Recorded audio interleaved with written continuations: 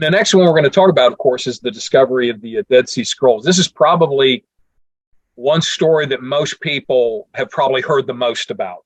The story is that between either 1946, 1947, that a couple of young Bedouin shepherds were out around the area of what we now know as Qumran with their sheep. And the story is that one of the sheep either got lost, it wandered into a cave. These young shepherds are trying to get the sheep out of the cave. And the story has a couple of different variations, but the one I like the most is, as a young kid, you don't want to necessarily just go strolling into a dark cave because you don't know what's in there. So one of the boys, his name was Muhammad Adib, was throwing stones in there to try and scare the sheep out. And he hears the stone hit something that sounds like glass, or it breaks. And so it gets his attention. And so he goes in there and he finds this row of jars within which are all of these rolled up scrolls. And so they don't really know what to do with them. But the family comes back and they take some of the scrolls with the idea of maybe selling them to make some money. This is where the very strange story of how the scrolls actually end up in the hands of archaeologists who actually start to recognize their value. They ended up being purchased on the antiquities market. One particular scholar, Eleazar Sukenik, yes, finds out just how important these scrolls are. Then the search starts in order to try and see if they can find more of these, or at least find this cave where they found these original scrolls. Within a number of years, it's not even 10 years, from like 47 to 56, they find in the vicinity of Qumran, there were at least 11 caves, because other caves in the area have been discovered since then. But these were the ones that contained the vast majority of the scrolls, partial scrolls, and scroll fragments that constitute the corpus we call the Dead Sea Scrolls. So, and of course, the important thing for that was based on who's doing the counting. They estimate that of all the scrolls and scroll fragments, which were tens of thousands, that they represented about nearly 1,000 different separate documents. Not all complete. Some were just, portions and pieces of these documents. About a quarter of them were actually copies of the Hebrew Bible. They represent the oldest copies of the Hebrew scriptures. Since then, it's just been studied and studied and studied. And it all came down to a couple of shepherd boys who just kind of stumbled across it in a cave. And so, but they weren't skipping school, and they weren't carrying around an amphora. They were actually out doing what they were supposed to do, which was taking care of the sheep. So if kids want to make a discovery, you either got to skip school, carry an amphora around, or tend sheep. George, why don't you describe what you think is some of the impact of the Dead Sea discovery? Well, it helps us understand the euphemisms, if you will, that we read in our New Testament and also in the epistles, where we thought maybe such as baptism appeared with John and Jesus. People just wandered down by the Jordan River and said, "Hey, what are you guys doing?" He says, "We're baptizing. You want to get saved?" But we find out that in Qumran and through the Dead Sea Scrolls, right, that they had I'll just say a ceremony in which it was a purification. Now, in our baptism, our custom of baptism, if you will, in Christianity, we usually baptize once for the remission of sins. But in that community, which we call the location Qumran, the community is called the Essenes, that they would have ritual bathings in a mikvah. Mikvah is a type of ritual tub, if you will. It has to be so wide, so deep. And it has to have fresh water flowing through it. So there was a system for the mikveh bathing.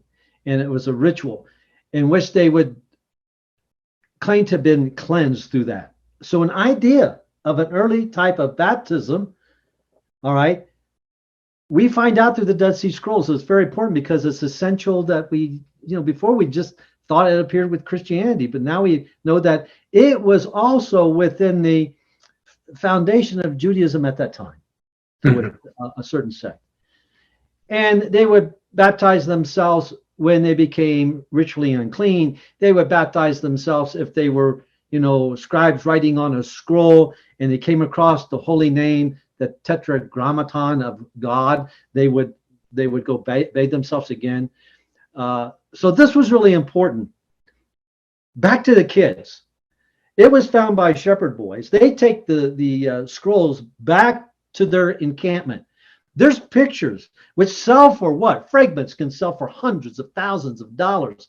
If there was something intact that was legitimately on the market, which I'm not suggesting that or purchasing anything like that, because it could be a fake, it could be looted, it just wouldn't be right. But let's just say, what if, and it would be worth millions, absolutely millions. But you can see the pictures of these Dead Sea Scrolls hanging from tent posts in this Bedouin encampment, just waving in the breeze. And there's actually pictures of this. Yeah. One way that we found out, not we, but back then, like Zucchini, that something appeared on the market. One boy took a scroll to Bethlehem. And in Bethlehem, there was a cobbler whose name was Kando. What did this boy want? That he's going to sell this scroll to Kando for hundreds of dollars back in the 1950s? No, this boy wanted him to make him a pair of sandals. Well, I think as the epic unravels that Kando, the cobbler, his facility was investigated, scrolls were confiscated, but there might have been some stashed, according to rumors. But it was found by kids, and it was kind of revealed to the market and to scholars also by a kid who needed a new pair of sandals, probably so he could go back to Qumran and find some more scrolls. For people within Christianity, the existence of the Dead Sea Scrolls and their accuracy. I remember sitting in a talk with Professor Jody Magnus from North Carolina, and people were asking her, well, how accurate are they, like compared to what we know? She says they're extremely accurate, very much in line with the translations that we had at the time, which come from the Masoretic text that date about 1,000 years after the date of these scrolls, right? Because that's what we attribute these people in Qumran as being people who preserved these texts and diligently copied them over and over again over the course of time. If the Bible is important to us,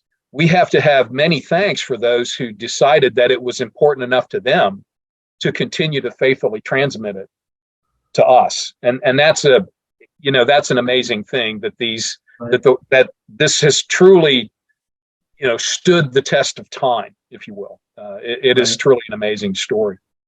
I got a few items from the museum I'd like to share before we go on to another. This is actually an inkwell, bronze inkwell, similar, not exact, but similar to what they found in Qumran. They found them made out of bronze and also out of terracotta, a Roman period inkwell. And here I got a Roman period iron stylus. Now, I'm not saying they wrote the scrolls with this type of stylus, because usually the Romans would, if they got a thick iron stylus, they wrote in wax. And then they would probably use like a seal as a signature, like, I agreed to do this. It'd be like a book of wax, if that makes sense. And then you write in it, you stamp it, you close the book, that's the deal, right? So an iron stylus. Or it's an iron toothpick, whatever. Okay, the last thing we were going to talk about was the discovery of what's called the Silver Scroll that is attributed to Professor Gabriel Barkay. Mhm. And actually, you should lead this one off because you actually were very near where these little silver skulls were You know, discovered. I got some real cool stories because, Israel, what happened was I told you, like, we went to Israel, and when I was taking pictures, a tourist seemed to always be in my picture, and he was wearing an orange hunting vest. So, got an archaeological dig that's brown and different colors of brown, and people wearing dark, like Indiana Jones outfits. And here in these photos, nearly all my photos was an orange hunting vest. And I go, oh. So I thought to myself, Israel and Palestine were going at it, unfortunately. And I thought, it's not a great time to go over, but I went over by myself, my own responsibility, not putting anybody else in harm's way. I stayed at a cheap place, St. Andrew's Scots Presbyterian Church, right above, we'll get into it, Katafino. It's kind of interesting. For Jewish people, cemeteries are unclean. They're nowhere near the synagogue. They're out away from the city. Churches, we don't care. When did that happen? You build your church in the middle of the cemetery. That ain't good enough. You put people in the floor of your church. That ain't good enough. They're in the walls of your church. You ever been to an old English church and you see this? And that's the deacon, and that's and the bishop, and then these are the financiers, the wealthy people of the congregation. You think, wow, what happened? So was it unusual that Scots Church, St. Andrews, Scots Presbyterian Church built above Katofino? Like, oh, but anyway, that's where I stayed because it was cheap, and they still have a hospice there, and it has a room, and of course a room, but a sink, a shower, and a bed, and that's about it. So if you just want to go and work and do something, that's pretty inexpensive. And so that's where I stayed. And what I had in mind is, first of all, I'm going to take pictures of archaeological sites with nobody interfering. So what you do is, that's right, no orange vest. So I take a picture. If it's a major excavation, they'll have a sign there explaining, right? They got signs posted explaining what you're looking at. So you don't get confused. This is how you do it. You take a picture of the sign, then you take a picture of the excavation. So when you get back home, and because now we got digital photos, you got 10,000 photos, you're not going to be confused, right? It's all going to make sense, right? Also, in working for museums, it's a good time to go over there and look for artifacts. Now, some people, that's taboo, but nobody's there. Prices are going to be way down. You're one of the few people that because I know you're going to use it for teaching, but I usually only acquire artifacts for 501c3s that have museums. I don't do it for individuals, just to throw in their houses. I don't do it that way. So I do have a little ethics, but okay. But so that's what I was doing. Also, I had a little audience with Abraham Baran. Remember him? Mm-hmm. Oh, he's the excavator at Tel Dan. And he was a professor at the Hebrew Union College. And it was during his excavation that they found the Tel Dan stelo. It says House of David on it, Beit David. Okay, I'm getting off subject a little bit. That's what I was doing there. All right. Right. And I stayed at St. Andrew's Church right above Katofino. I was, had a little bit of free time. I went down to the library, and in the library there were pictures on the wall, not fancy pictures, just black and white. And I thought, man, they were out of context, just random pictures. I thought, boy, these look familiar. I can't place it. So I asked this pastor. I said, you know what these are pictures of? He goes, no, those been there since I started. He couldn't tell me. He says, but every once in a while there's a tour group that comes up the parking lot and looks over the fence. Now, this ain't a little fence. This is a high fence, but they look over it kind of like so. And there's something there that they're interested in. So I thought I got some free time. I went out there and took a look. It was Katofino. I said, those were the pictures of the tombs. Oh, how could you not know that your church is built above a graveyard? Where? I'm not going to steal your thunder. But anyway, at that time, I'm like 5'8". I'm not tall. And at that time, I weighed like 210 pounds. I was heavy for 5'8". I really wanted to go in there, but there's this fence, and I was looking for some kind of gap in the fence. I could get in and take a look and take pictures of. So there's nobody around, you know. It ain't Sunday, it's not Wednesday. So this is what I did. I was desperate.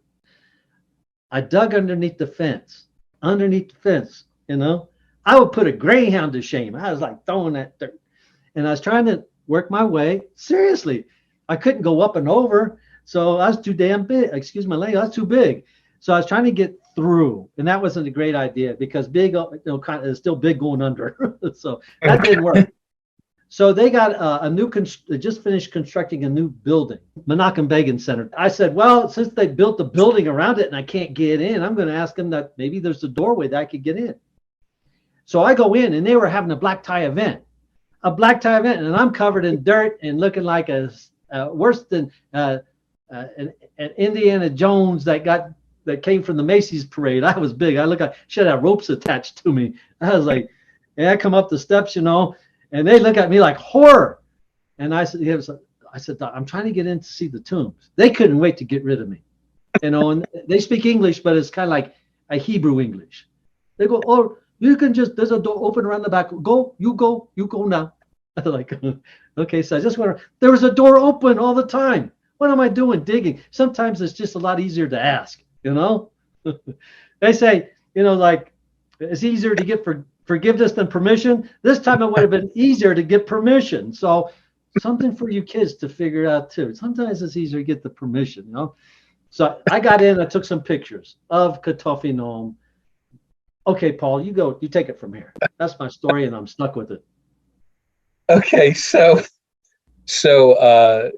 in the mid '70s, Dr. Gabriel Barkai was just trying to do some survey work to find some interesting areas that where he could find kind of remnants of how people lived, and he ends up doing a little bit of work around the Ketefe Nome. It's in the Hinnom Valley, and there's a whole series of ancient tombs there, and he found enough to get a small amount of money together, because everything costs money, and a whole lot of what professors of archaeology do is not necessarily digging. They certainly don't write all that often either, but when they do, what they have to do is they have to get money to do the stuff that they need to do, because they can't do it alone.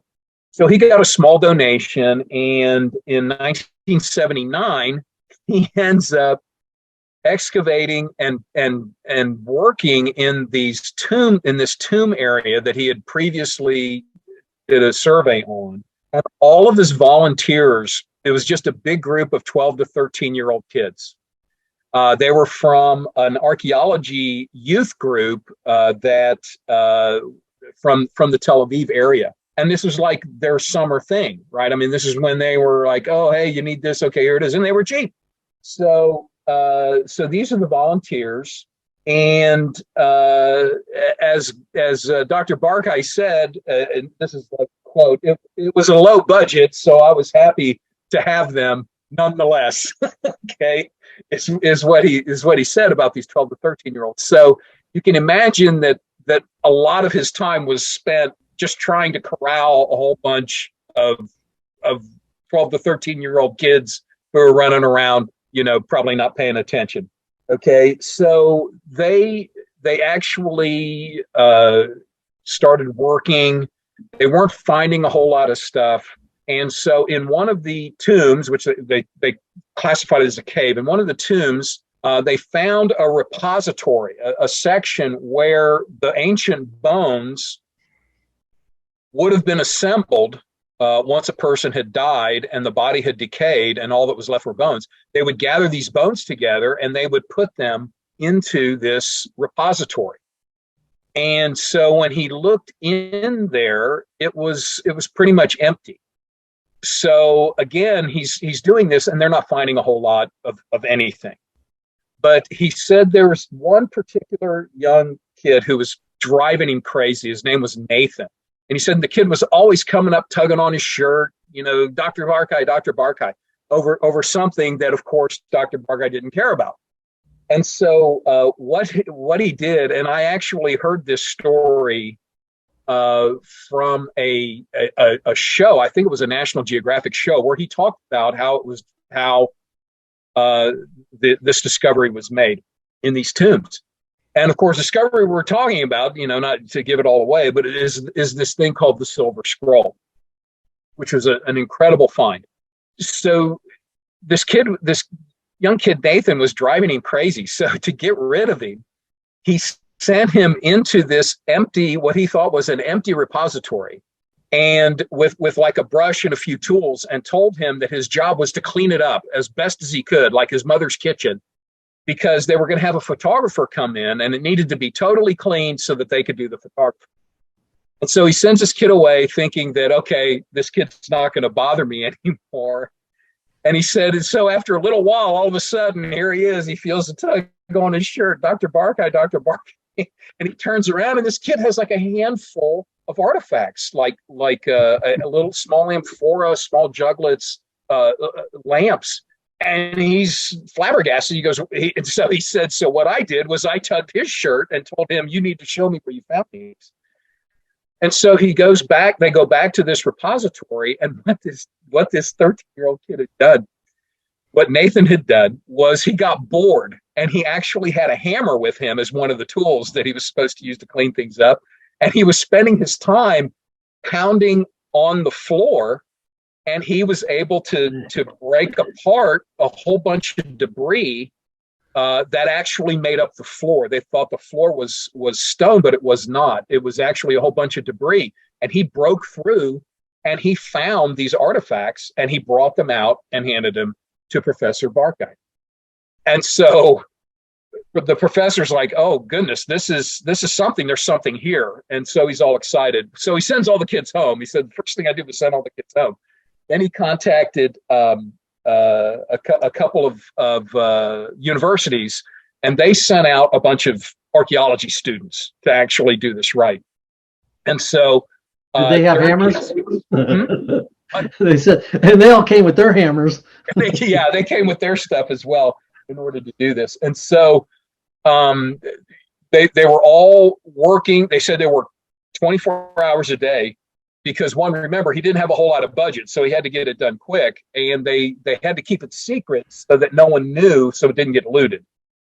So what they were able to do was they were able to get people in there, dig away at the debris in the floor, and they found skeletal remains, all of these artifacts, and a young lady by the name of Julie Hadley from Toledo, Ohio, from Ohio. She found this small piece of something that they said looked like a cigarette butt, and she showed it to Professor Barkai, and he realized that this was a small silver scroll, and that of course had his interest. So it took them a couple of years to unroll it because it was so fragile.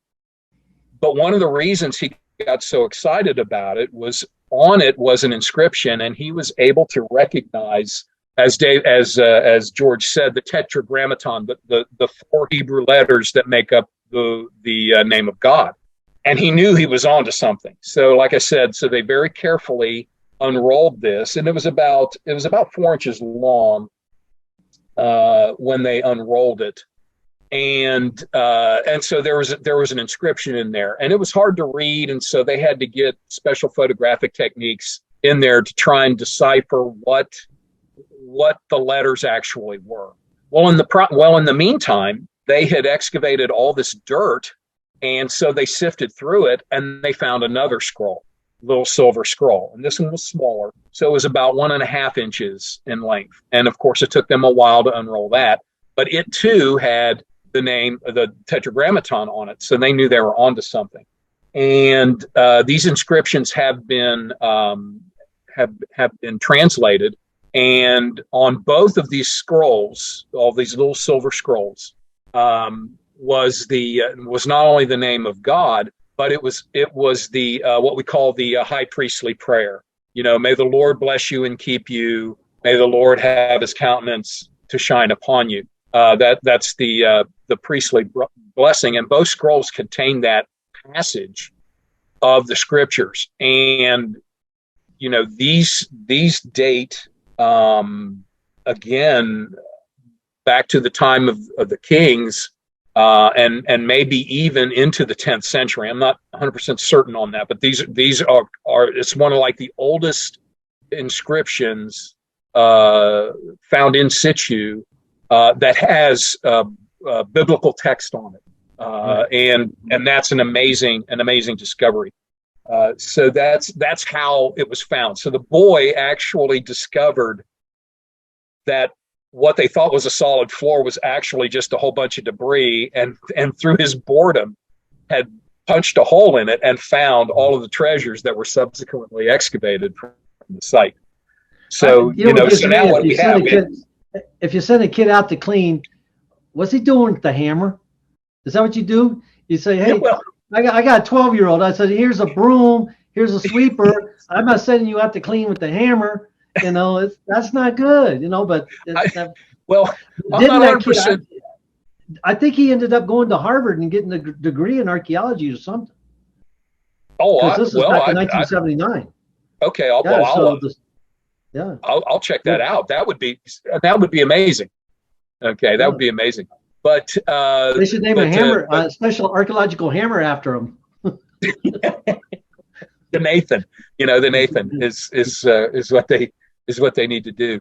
But again, the significance of the find, of course, is that with the documentary hypothesis, most critical biblical scholars, or ones that deal with higher biblical criticism, they place the inception of the Bible during what we would call the time of captivity, and that there was a whole process by which what we consider to be the Hebrew Scriptures were written at different times, written under different political and theological times by different scribes, and which means that that we should not, technically we should not be finding anything that looks like Hebrew Scriptures, prior to the time of the captivity. So actually finding these scrolls where both of them have, which is a portion of the high priestly prayer on them,